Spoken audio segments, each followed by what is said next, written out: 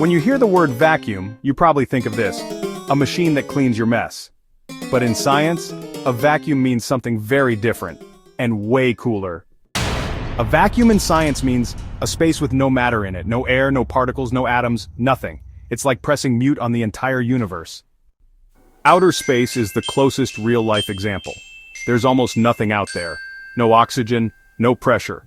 But it's not perfectly empty. Tiny particles and radiation still float around. To study true vacuums, scientists use vacuum chambers, machines that suck out air and create low-pressure environments. Why? Because in a vacuum you can study how objects behave without air getting in the way.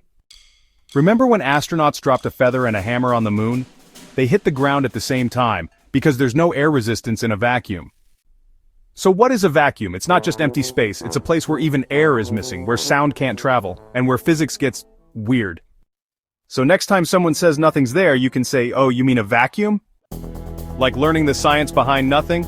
Subscribe to EduSpark and turn curiosity into knowledge every single week. Hit the bell and spark your mind.